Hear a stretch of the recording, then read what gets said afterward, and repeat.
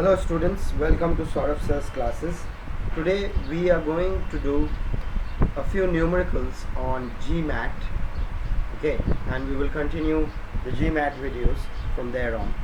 So you can see your first question on the screen, and the question is telling you to find, is stating actually, if L1 is perpendicular to some line L2 and L2 is perpendicular to some line L3. Mind you, it is in a three-dimensional space, so you cannot assume two dimensions, okay? Three-dimensional space, what do we know? So what they're trying to say is, what can you say about the relationship between the line L1 and L3?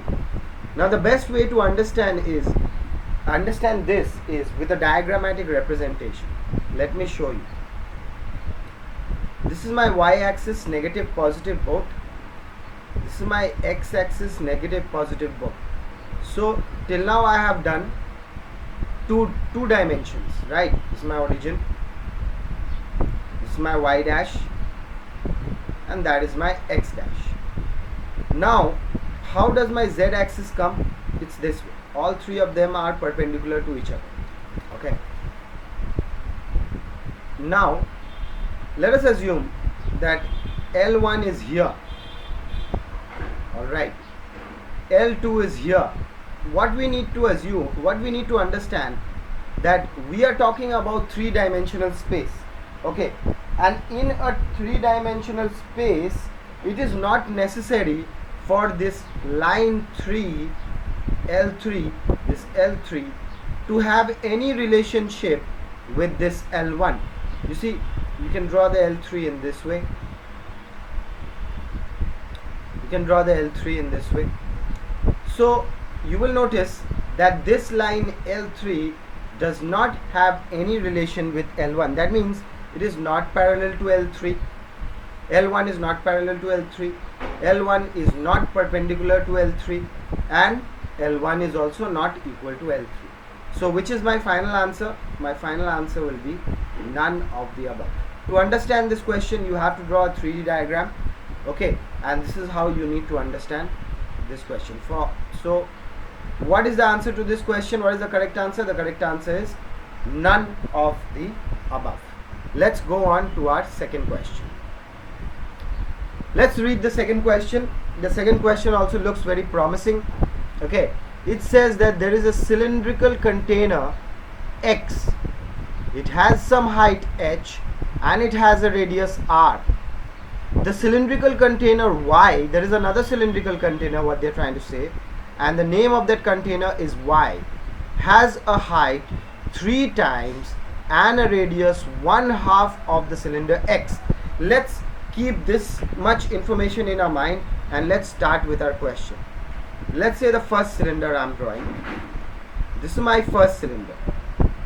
Understand? Because this is my first cylinder. I hope all of you all know how to find the volume of a cylinder, because we will be needing to find the volume of this cylinder. So this is my first cylinder. This is my height, say, and this is my diameter, say A, O, B, C. Okay, so my height is h. Okay, this is for the cylinder X, so you can write h of x, okay, and the radius of x is equal to r, suppose. Now this name of this cylinder is, what is the name of the cylinder? Let's write it with a different color, X. This is the cylinder X. Let's go on to the next cylinder, cylinder Y. Look at this. Now why am I drawing it a little longer? Simply because the height of this cylinder is more than the height of the first cylinder, okay.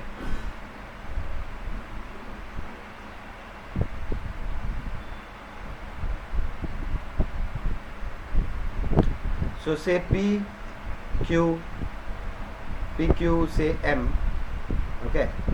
So this is cylinder Y, alright. Now r of Y, what is the radius of Y? It is half of the cylinder X, so that is r by 2. And what is its height? So h of y is equal to 3h. Now let's find their volumes. Okay, v1, suppose. What is v1? Simply pi r square h. What is v2? v2 is pi r by 2 whole square into 3h. So v2 is pi r square by 4 into 3h. So 3 by 4 pi r square h. And what is pi r square h? Pi r square h is v1. So you can write v2 is equal to 3 by 4 v1. Now you can see you don't have a 3, you have a 3 by 4, yes, but don't go quickly and take this answer. Okay, you got to read the next part of the question. If y is half full of water and all of the water is poured into the empty cylinder x, how full is the cylinder x? So y is half full of water, so this cylinder is half full of water. Let's do it with a different color. Let's say this one. This cylinder is half full of water. Okay, half full of water. Now this water will be poured into this cylinder. Understood? So hence, what is my final answer? v2 is equal to half of 3 by 4 of v1. So eventually what do we get as v2? We get as 3 by 8 of v1. So what is my final answer? That is my final answer. Alright, understood? Very, very simple question. Okay, let's go on to our third question. Now, if you notice, the third question is a little different from the previous two questions that we have done, because the previous two questions had options, but this one does not have an option. Okay, this one just written part 1 and part 2. What does part 1 and part 2 means? If you can prove whatever you have to prove here, if you can prove whatever you have to prove here with part 1, then it is satisfied. Okay, but if you cannot prove it with part 1, then you have to prove it with part 2. And if you cannot prove it with part 2, that means this criteria cannot be proved. Okay, whatever this criteria is. So let's try and start proving it. Okay, let's rub out these crosses and all. So let's understand the question. What is the question trying to tell us? It's telling us that in a triangle ABC, if BD is equal to DC, BD is equal to DC, this is equal to this. Alright, now look, what is the value of the angle BAD? You have to find x. What is the value of that angle BAD? This one. So let's start trying to prove with our first condition. Let's try and understand with the first condition. So if the triangle ABC is to be equilateral, that means we are supposed to get this side equal to this side is equal to this side, right?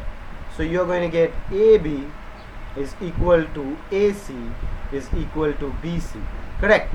Now look, if it's an equilateral triangle, then all these angles are simply 60 degree, right? 60 degree, 60 degree. So if that is 60 degree, then this angle is 40 degree. So what is angle BCD? It is 40 degree. Okay, so now look very, very carefully. Since this side and this side are equal to each other, that means this angle as well is 40 degree. So angle DBC is also 40 degree. Since we got that as 40 degree, this as well is 20 degree. So angle DBA is equal to 20 degree. Understood? Now look very carefully. Now if triangle ABC is equilateral, if triangle ABC is equilateral, then D, when this line AD is extended, it will fall in the midpoint of BC. Then line AD will fall in the midpoint of BC, although you don't have to write so much. Okay, of BC, sorry, of BC, just one sec. Okay, so of BC, one second, I need to get the pen. Yeah, of BC. Okay, so you see the diagram may not look like it's going in the midpoint here, but if BABC is to be an equilateral triangle, then this is a criteria that has to be satisfied. So that means so AD bisects angle BDC. Hence you can see we are also using the second criteria. So it may happen that from the first criteria you may also have to use the second criteria. So that means you can say you didn't use the first criteria, you actually are using, no, I'm sorry, you didn't use the second criteria, you are actually using the first criteria, and from the first criteria you're getting the second criteria. So you can say that the first criteria or the first condition is enough to prove whatever you are going to prove or whatever value you are going to find. So let's go ahead and find the value. Now if the line AD is bisecting BDC, then it's bisecting this part as well as this part, alright, the reflex part and the inside acute part. Okay, so let's find out how much this is. You will notice that this angle here is 40 degree, this angle here is 40 degree, then this angle is 100 degree. So angle BDC is equal to 100 degree. Do 180 minus 40 plus 40, so that's 100 degree. So if that's 100 degree, then what is the value of this? So reflex, now you have to write angle BDC is equals to 360 minus 100, that is 260 degree. So what is the value of angle BDA then? So angle BDA is equal to 260 divided by 2, that is 130 degree. Okay, so now you notice you have got 130 here, you have got 20 here. Now it's easy to find the value of x. So x is equal to 180 minus 130 plus 20. So x is equal to 30 degree. So what happened? What can you say now? So you will write, so the first criteria is enough. Okay, first criteria is enough to prove this, to find the value of x. Alright, okay, now we move on to our fourth question. Look at our fourth question. What is written at the bottom I will show you, but first let us understand our fourth question. Look at this. It says that if x and z are the centers of two circles x and y, look at x and z, x and z are the centers, right, respectively, what percent of the area of the circle x is the area of the circle z? So let us see what are the conditions given. There is the first one is given as yz is equals to half xz, and second one is given that the circumference of the circle x is equal to 49. So first we need to understand the question. You see, the x and y, x and z are the centers of the circle x and y respectively. Okay, now when you see this is a radius, right, I'll show you with the red pen.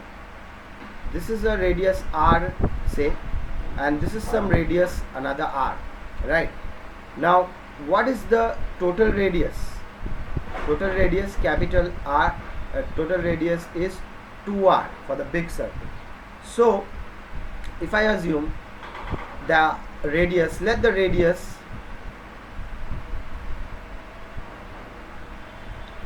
be r1 comma r2.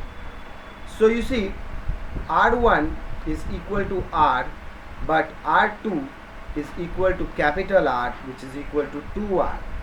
That implies R1 by R2 is equal to 1 by 2. Correct? R1 by R2 is equal to 1 by 2.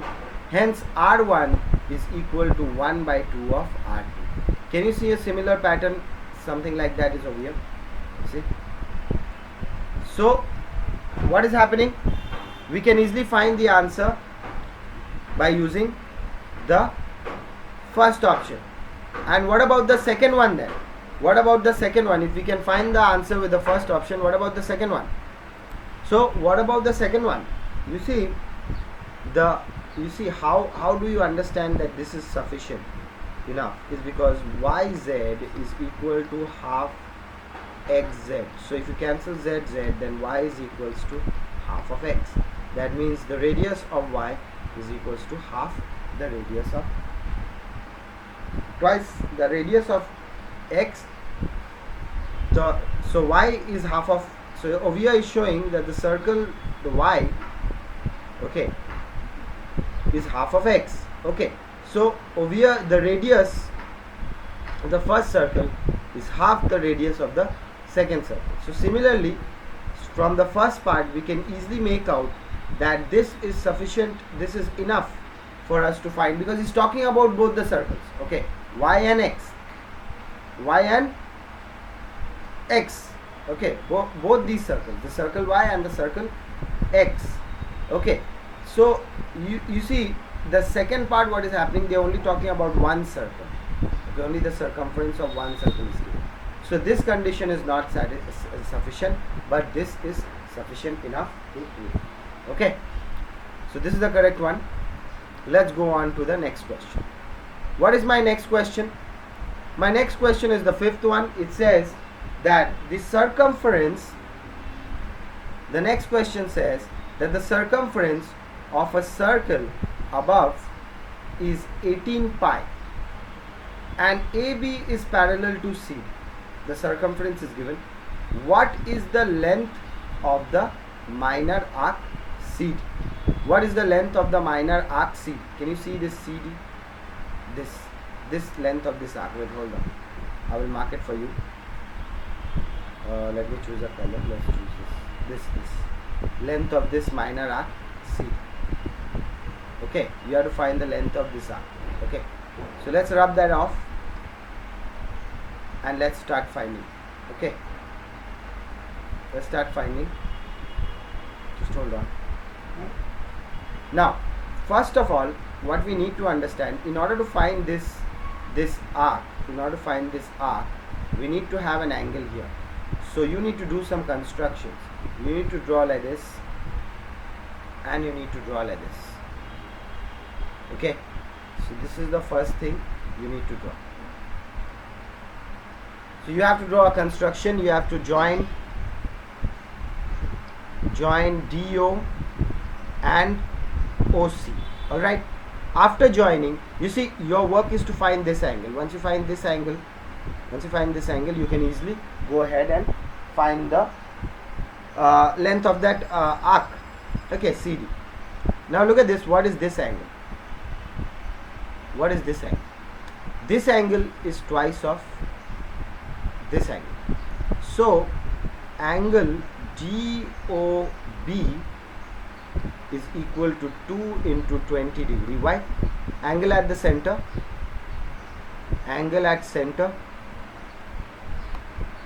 equal to twice angle at any part, okay, of the circle, or the circumference of the circle. You know this rule, so that is 40 degree. Understood? So for so that is becoming 40 degree. Now after finding that as 40 degree, we have to do one more construction. We need to join also DB. Look at this. If you don't join DB, then you will not be getting the answer. So once you join DB and DB, you have to join. Once you join DB, what happens to this angle? This angle becomes 90 degree. Why? This is a theorem. if one side of a triangle, if one side of this, look at this, look at the triangle DAB. Can you look at the triangle DAB? One side of the triangle DAB, that is BA, this side, is the diameter of the circle. So when one side of the triangle becomes the diameter of the circle, then that triangle becomes a right angle triangle. So this is a right angle triangle. Hence, you will notice that, let me just rub those two dashes. Yeah. You will notice that this side is equal to this side, is equal to this side, is equal to this side. Why? Because they are all radius, right? So this is 40 degree. That means this angle and this angle is equal. So how much is that? So angle ODB is equal to 180 degree minus 40 degree divide by 2. Okay, so look, 180 minus 40 divided by 2 will become how much? 140 divided by 2, so that is 70 degree. Okay, so over here you have 70 degree, here you have 70 degree. Now look at this part. If you have 70 degree there, then what is this part? This part, you see, this part is 20 degree. No, sorry, yeah, that part is 20 degree, because 90 minus 70 is 20 degree. What is that part? That is ODA. Angle ODA is equal to 20 degree. Alright, now it's time for us to find out the middle angle. Okay, now after that, you see, now we need to go back to the question. You see, the AB line is parallel to the CD line, right? So this line is parallel to this line. That means this angle, let me just show you, let's go a little higher. Angle, that means angle ABD plus angle CDB equal to 180 degree, co-interior, right? So what is angle ABD? That is 70 degree, sorry, not 90, 70 degree, plus angle CDB is what? CDB is split into two parts, this part and this part, right? So what is it? It's 20 degree plus angle ADC plus this angle, this one, ADC, alright, plus angle ADC, so which is equal to 180 degree, of course, and angle ADC then is equal to 20 degree. Alright, so just hold on, some mistake over here. Yes, there is a mistake, because this whole angle CDB is 90 degree. Yes, not 20 degree, it's 90 degree. Can you see? It's 90 degree. Look, CDB, look at CDB, CD, this is C, this is D, and this is B. So the angle is what? Over here you have a 90 degree, right? Here you have a 90 degree plus this part, correct? Plus this part. This 90 degree, I'm making it into a box. This 90 degree plus this part, this curve part. Okay. So when you add them up, so what happens now? ADC you're going to get as 20 degree. Now look, the side DO and the side OC are equal to each other. Hence, this side is 40 degree, right? Look at this. This whole angle is 40 degree. Make sure you're looking at the proper triangle. Okay. So that whole angle is 40 degree. This part is also 40 degree. Hence, this part is what? Angle DOC is equal to 100 degree. So eventually, after we have got the degree, now what we need to do is very simple. Once we have already found out the degree, in order to find the arc length, this would be the formula to find the arc length. Let me just write it down here. So now arc length arc length will be equal to central angle